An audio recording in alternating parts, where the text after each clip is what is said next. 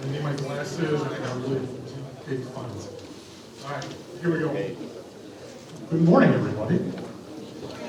Thank you. I'm not gonna lie, this has to be one of the scariest things I've ever had to do. But Mr. Langer, you have to speak in front of students, parents, and teachers all the time.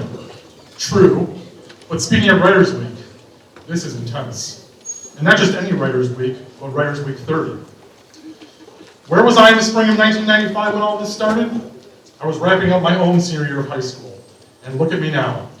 I get to join the likes of over 1,000 FREM students, more than 200 professional writers, and numerous faculty members who have through the years shared their writing and dazzled the students of FREM High School and inspired Vikings to pick up a pen, pencil, keyboard, or iPad and write down their stories and ideas. No pressure, right? So when I was first asked by Mrs. Ank and Mr. Anderson to read something at Writers Week, I eagerly replied, yes. What do you want me to read?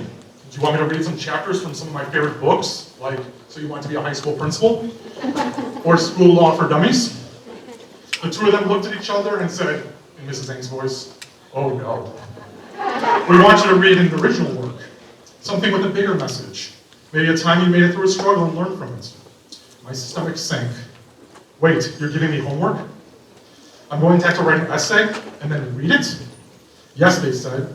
Of course, my next question was, how long does it have to be? Quality over quantity, they said. Don't worry, you'll do great. Let's just say thank goodness for late starts and shortened periods. Now, for those of you that don't know, I was a science teacher before becoming an administrator. I loved science and math. English, not so much. When a teacher used to assign a 5-page paper, I started off by expanding the margins and making the fonts bigger. But here we are, so what to talk about? I know some people talk about triumphs in their lives, or loss or pain. I decided to talk about my journey to where I am today. Maybe there are some people that are interested in that, maybe. The ups and the downs. You're going to learn some things about me that you probably never knew before, and in the end, I hope I will have passed something on to you. I apologize if at times it seems like I'm rambling or just spewing all of my thoughts out, because basically that's all I did. All right, here we go. I spent the first 6 years of my life growing up on the north side of Chicago. But just before entering elementary school, my parents moved to the small townhouse where my mom still lives today. They could barely afford it, but they wanted a place with excellent schools, just like how many of your families have moved into our boundaries. Although neither of my parents graduated from college, they knew the value of a good education and passed that value down to me. Both of them worked. My dad was a traveling salesman who I barely see Monday through Friday. My mom worked long hours as a manager in a dental office. I spent a lot of time before and after school care, and being an only child meant that the TV and my Nintendo quickly became my best friends. But it wasn't until much later in life that I truly appreciated all my parents sacrificed and did for me. My parents always pushed me to try new things and to get involved. Some of you may have heard this story, but I'm going to tell you again for those of you that haven't. Try an instrument, my parents said. So I picked out the most unique one that the band had to offer at tryout day, the bassoon. Now, being supportive is a trait of a good teacher. My music teacher back then may be the farthest thing from being a good teacher. I knew I wasn't a very talented musician, but I didn't think I was that bad, until my music teacher came up to me in the morning of the concert and asked me if my parents were coming. I enthusiastically said yes. He said, you're not good. But I'm going to let you sit on stage if you promise not to play a single note. To which I replied, deal. That night I jammed out on my bassoon, never making one single sound. My parents were so proud of me. After surviving junior high came high school. In high school, I was involved. I played football and wrestled and was involved in many clubs. I was also the sarcastic class clown in most of my classes who did well on tests but rarely did any homework. No, don't do homework is not the message I want to pass down today. But I wish I could go back and apologize to my senior year math teacher. Why, you all ask? Well, let me tell you. Like most high school students, I had friends in that class that I sometimes spent a little too much time talking to. One day, my teacher had had enough. She told me to go take another student's desk, so I of course complied. I walked over to where that student had just gotten out of their desk, proceeded to pick it up, and asked my teacher where she wanted me to take it to. Needless to say, she kicked me out of class. I also think I might have broken her. She then kicked out anyone that had left. You think that's funny? Get out. You're laughing? Get out. She was like Oprah Winfrey giving out cars, only she was kicking students out of class. When the dust settled, only 6 students finished that period. Please hear me. Giving your teacher a hard time is not the message I want to pass along down to you today. I spent the next 4 years of my life at the University of Illinois. The problem with college is that there are no parents telling you to do your homework, or Mr. Smith, Mr. Newmark, Mr. Farrell, or Mr. Nichols telling you to go to class. I was lucky that in my high school had prepared me well for the academics of college, just like I hope we are doing for all of you. However, there are a few things that even a great high school can't prepare you for. The summer between my junior and senior year, me and a friend stayed in an apartment in Champaign to take summer school. At the end of the summer, we were ready to move out, and kind of cleaned up. However, it started raining really bad. Neither of us wanted to move in the rain, so we decided that we would come back in a few weeks to finish. We unplugged everything and went on our way. The only problem was that we forgot to clean out the fridge and freezer, and take the bag of chicken out from the freezer before unplugging it. When we returned the next week, it smelled so bad, and there were so many bugs crawling all over the freezer that we did what any responsible kid would do. We left it, and passed the problem down to someone else. When we returned to school a few weeks later, the fridge was on the front lawn being power washed by people in hazmat suits. Forfeiting the security deposit was well worth it. I didn't go to college to become a teacher. I actually worked in Bisco right out of school, where I made Oreos and nut butters for a living. Thanks to my wife, who was a Spanish and French teacher at Kona High School, she convinced me to go back to school to become a teacher. I thought to myself at the time, this has to be the worst idea ever. How could someone like me, after everything you heard about me so far today, become a teacher? Someone responsible for the future leaders of America, a model of young people's minds, a molder of young people's minds. But she was right. At my job, I liked teaching others. I liked working with others. I still had a passion for science. I was a leader, and many of my teachers in high school, not the ones I gave a hard time to, said I should go into teaching. So I went to night school, got my teaching certificate, and was lucky enough to be hired at Palatine High School as a physics, chemistry, and earth science teacher and football coach. I still remember the first time I was in front of students. I was petrified. I think my voice cracked a dozen times, but I made it through it. And for the next 3 weeks, I killed it. I gave the best 1D motion lessons anyone in the history of teaching physics had ever given. And when it was time for the first test to come around, I thought to myself, how could everyone not get 100% on it?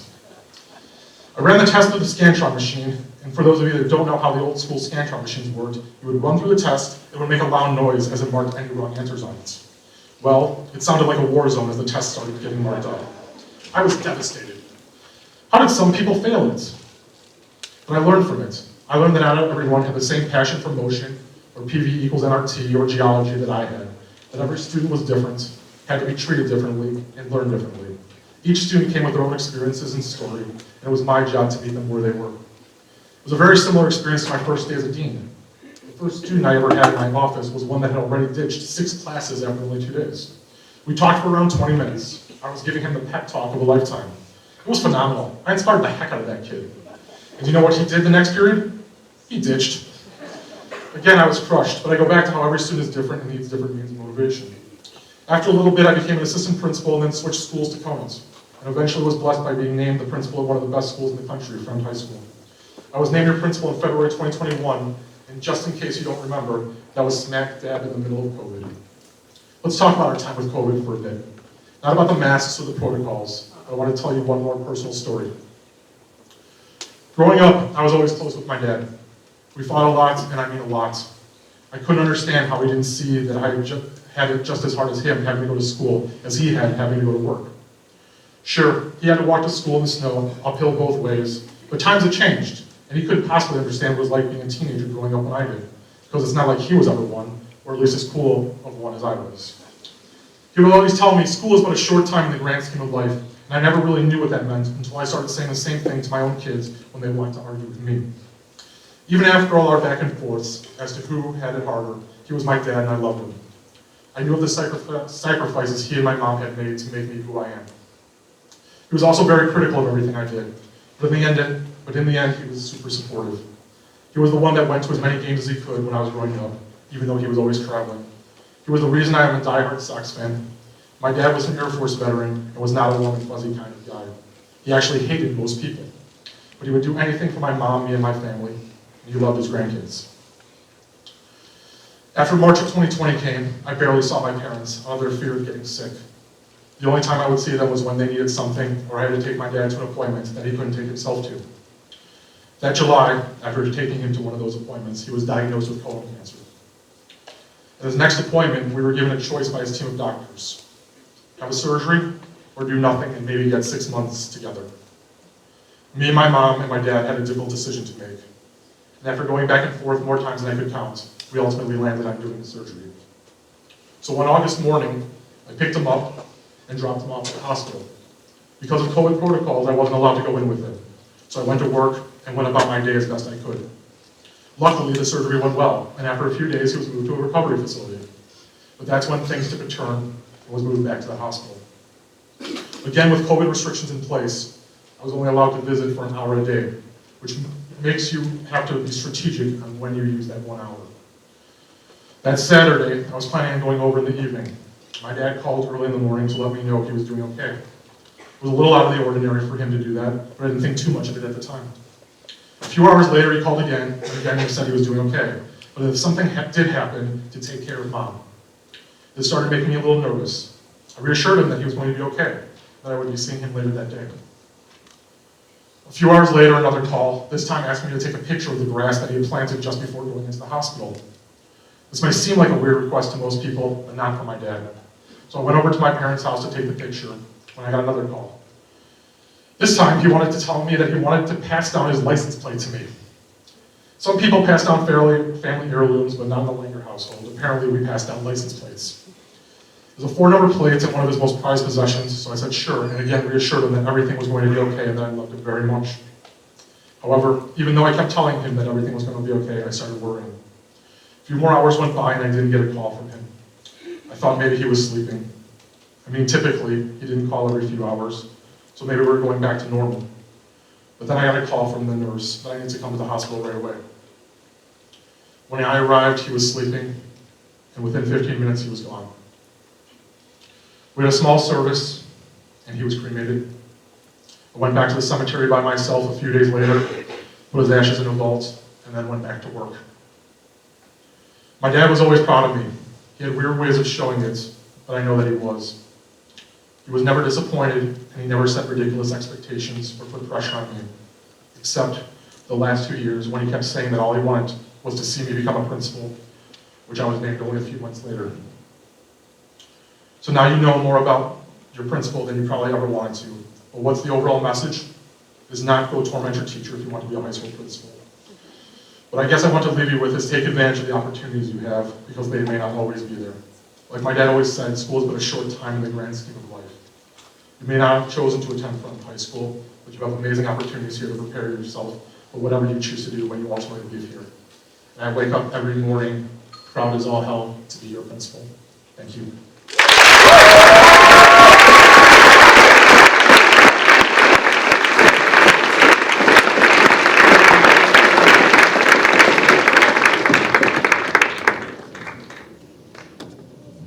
Give him one more round of applause. Because you can really tell he deserved it. And now Mr. Sirkowski is going to jam for you for a little bit.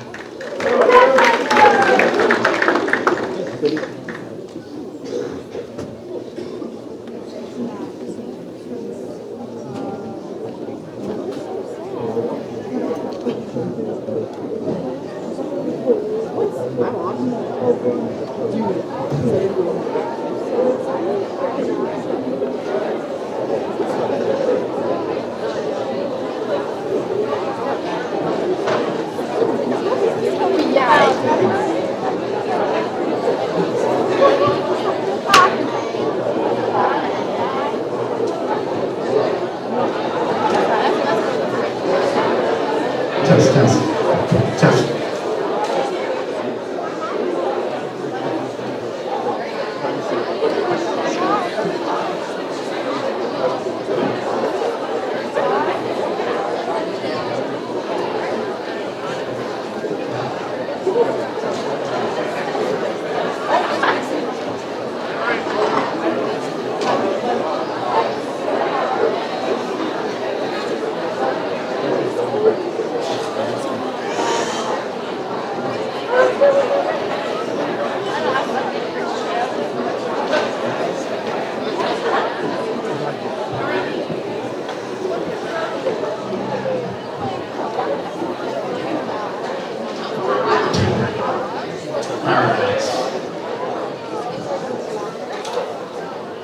All right, guys. So, introductions were already made, but let me reintroduce myself. My name is Dave Strakowski. I'm a business teacher here at Friend High School. Special shout out to my accounting 1 class. Yeah! So, when I learned I was going to have the opportunity to be able to come here and do something for Writers Week, definitely took advantage of the opportunity. This is the first time I'll be playing in front of people in like 15 years. So it's been quite a while. But let me give you a little bit of background, like story of music-wise, and then I'll get into playing a couple of tunes. So the reason I wanted to come here today was to talk about how music has been an important part of my life, and even though, as you will learn, I'm by no means a professional, it is something that I love to do as a hobby, and something that I do pretty much every day when I go home from school. So a lot of us think teachers live at the schools, at least that's what I thought when I was your age. But when we go home, we actually do things, and we have families, and we have hobbies, and things of that nature. So this is one of my hobbies that I've had. So I write music, and I actually record music. I have like a little put together studio at my house, with a bunch of little stuff, that I've collected over the years to allow myself to record music and do that essentially on my own. So over the last 10 years, I really haven't played acoustic guitar a whole lot, but one of the coolest things about 2 years ago, now I had a son 2 years ago, almost to the day, so he's almost 2 years old. His birthday is February 10th, coming up. But one of the neat things that he brought to me and our family was that I was able to start playing again. So the only instrument that I was really able to play in my house, can't do drums, can't do piano, can't do things that are really loud, so I would play acoustic. And it had been a long, long time since I played, so I picked it up again. I would play all the time, and I learned a bunch of songs that I thought I would never be able to learn, and then in the process also created a few as well. So my plan is I'm going to start out by playing you guys a tune by an artist that I followed for a really long time. This is one of those songs that was on my bucket list to learn, and again, when my son was born, that's what gave me the motivation to actually go ahead and learn it. It's a song that this artist particularly wrote to try to get people's attention, because when he started out first, he would play in small clubs, even I think bookstores and things of that nature, and it was really a song designed to get attention. And I've done a lot of research on this song. I've probably listened to it somewhere around, I'm not joking, 5,000 times, if not more than that, to try to figure it out. And so this is one of the songs that has influenced me the most as an artist, and it's called Neon by John Mayer.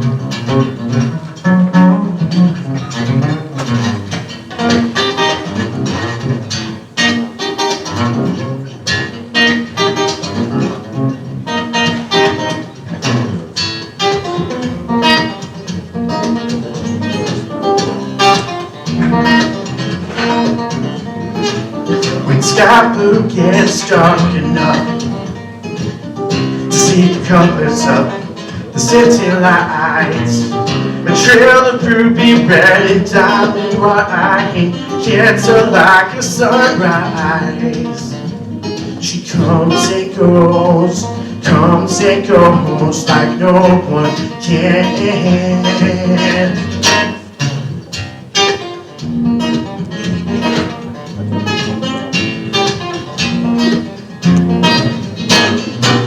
She's out to lose herself, find a hike on Peachtree Street, mix strings to techno beats. It's always happy into everything. She comes and goes, she comes and goes like no one can. She comes and goes and no one knows. She's stepping through my hands. She's always buzzed just like neon, neon, neon, neon. Who knows how long, how long, how long she can go before she burns away.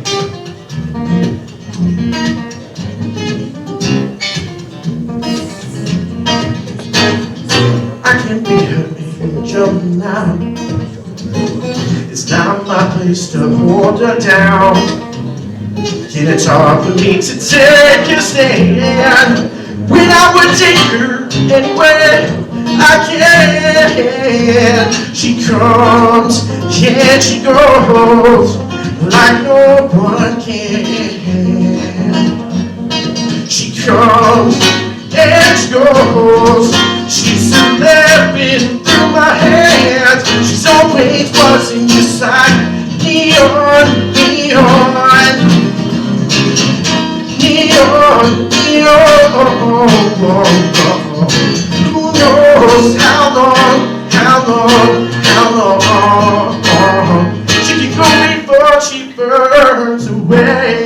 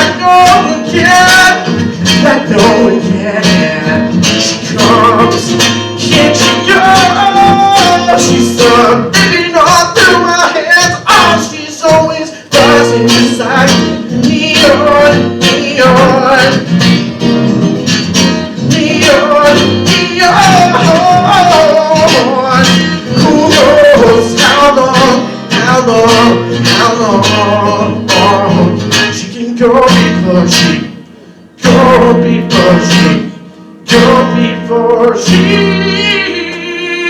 burns away.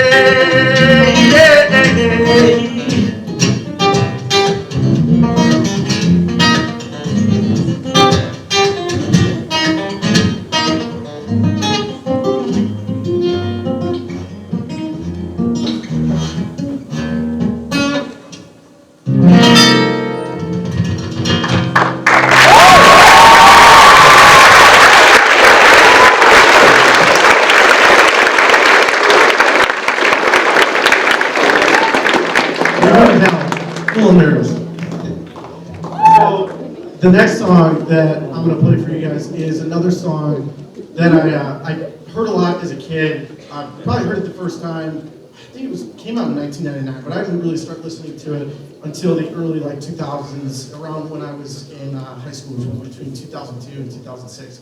So this next song is a song by a group who originally, the person who wrote this musically, on the guitar, was actually going to give this lick to another band, and he was writing it for somebody else.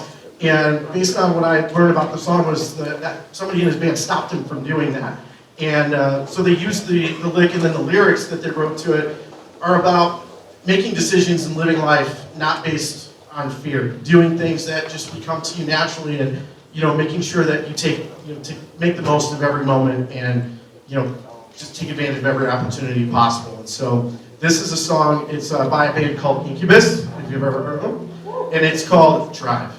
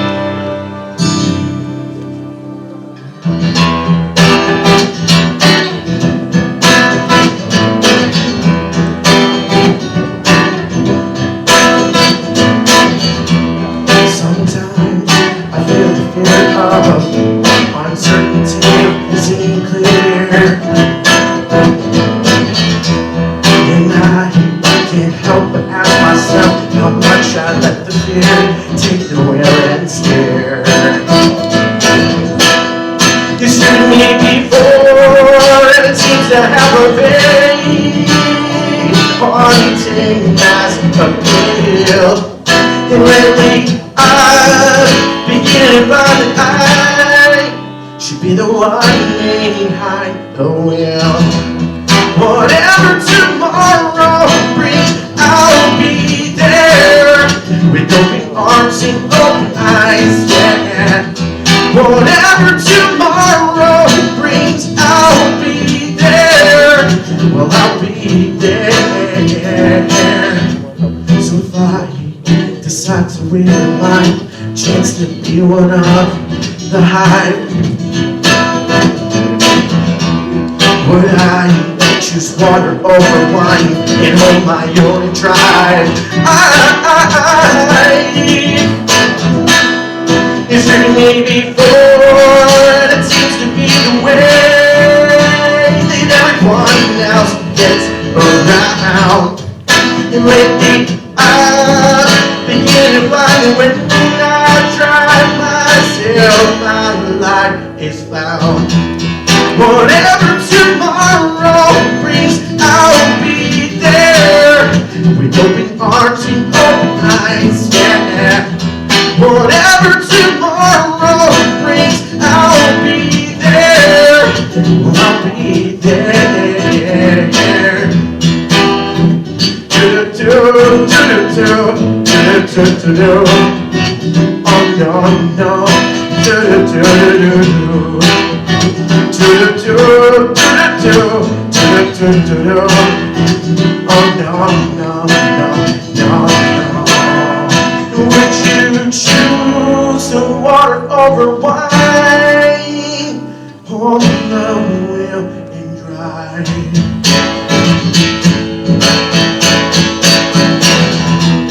Whatever tomorrow brings, I'll be there with open arms and open eyes, yeah. Whatever tomorrow brings, I'll be there. Well, I'll be there.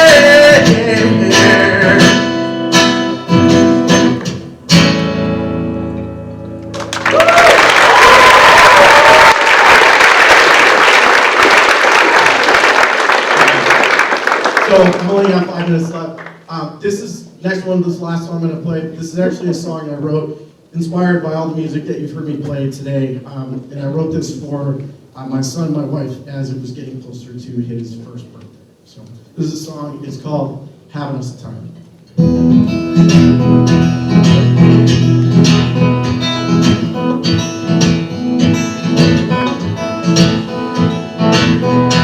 It's such a time ahead. All the plugs will make while we're causing trouble then.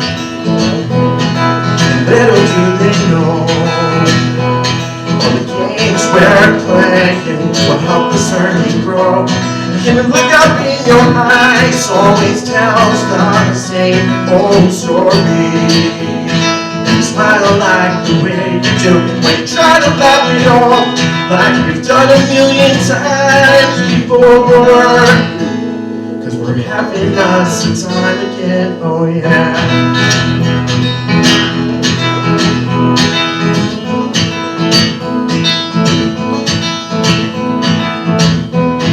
We get a good number, so we laugh and grin, trying not to say a word.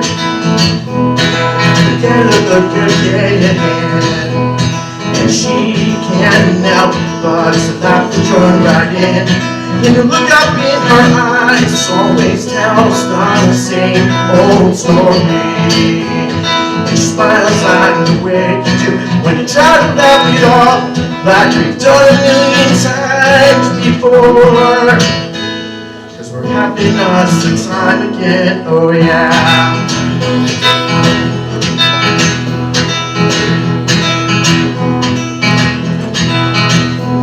And I know that you know that we will take a single moment for granted. And you know that we know that we're not wasting any time at all.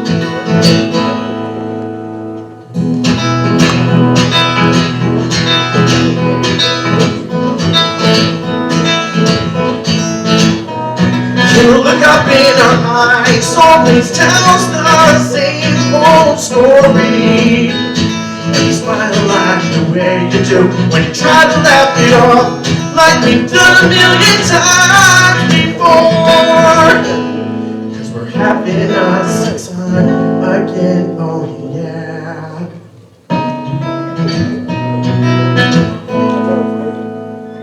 Cause we're having us a time again, oh yeah.